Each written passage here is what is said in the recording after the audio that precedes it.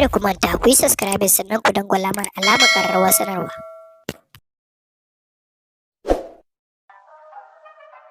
Labari da ɗumi-ɗuminsa, lauyan Abduljabbar ya fice daga kotu a fusace.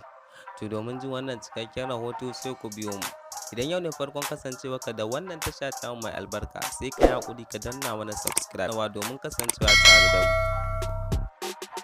Lauyan da ke kare malamin daga zargin ɓatanci ga manzon Allah sallallahu alaihi wasallam ya bar kotun cikin hargowa da ɓacin rai.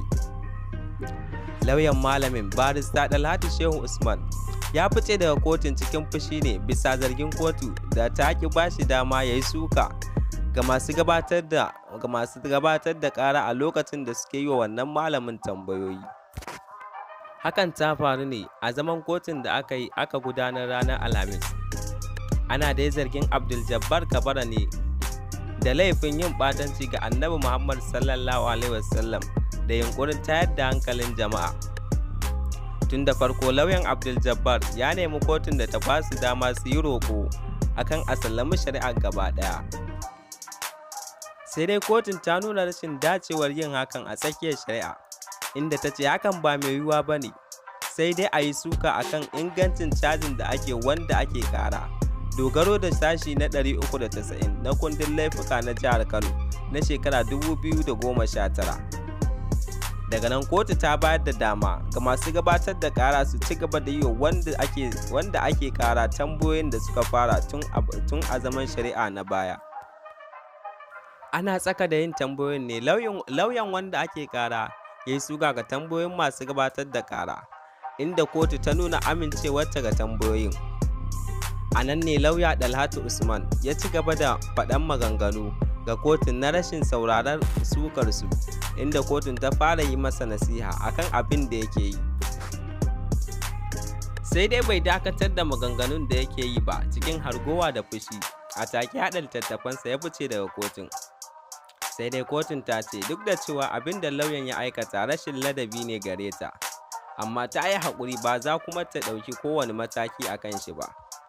Kotun ta kuma ɗage shari'a zuwa ranar 21 ga watan Yuni shekarar 2022.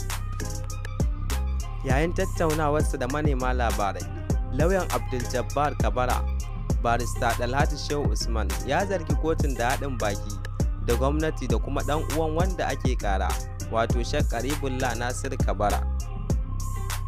Daga yadda kotun nan take gudanar da wannan shari'ar, mun fahimci cewa ta koma ɓangaren masu gabatar da ƙara, wato gwamnati da kuma Malam Karibullah Nasir Kabara, wanda kowa ya san alƙalin yaron Karibu ne, don haka shine yake bawa alƙalin umarni akan abin da zai yi a kotun. Kai, hatta tambayoyin da ake yi a kotun Karibu ne ya rubuta su.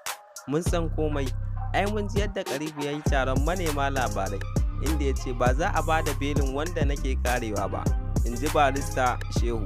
A cewarsa, tunda sun fahimci kotun ba za ta yi musu adalci ba, za su ɗaukar ƙara zuwa kotu ta gaba. Sai dai a martanin masu gabatar da ƙara ta bakin barista Umar Usman Ɗanbaitu sun nuna cewa abin da lauyan wanda ake ƙara ya yi wa kotun abin takaici ne, wanda kuma yake nuna rashin ladabi.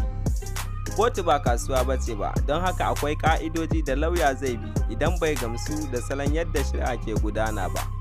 To akwai hanyoyin da ya kamata ya bi, amma ba lauya ya tashi ya kwashe littattafansa tare da ficewa daga kotu cikin hargowa ba.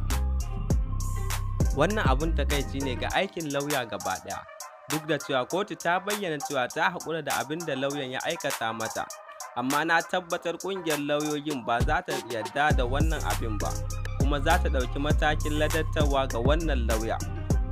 A cewarsa, tunda wannan lauya ya fice daga shari'ar, to za su jira idan an sami wani lauyan da zai ci gaba da kare wanda ake zargin. Za a ci gaba da shari'ar a ranar da kotun ta sanya, wato 21 ga watan Yulin shekara 2022. To duka a nan muka zo ƙarshen labaran namu. Idan bidiyon da muka saka maka ya burge ka, sai ka danna mana alamar liking, domin hakan shi zai ƙara mana ƙwarin gwiwa wajen zaƙulo muku sababbin labarai ingantattu. Idan kuma yau ne farkon kasancewarka da wannan tasha ta mai albarka, sai ka yi haƙuri don Allah ka taimaka ka agaza ka danna mana subscribe kana ka danna alamar ƙararrawar sanarwa domin samun sababbin shirye-shiryenmu da zarar mun ɗora. Muna godiya da kasancewa da tashar mu ta Jimuna Hausa TV.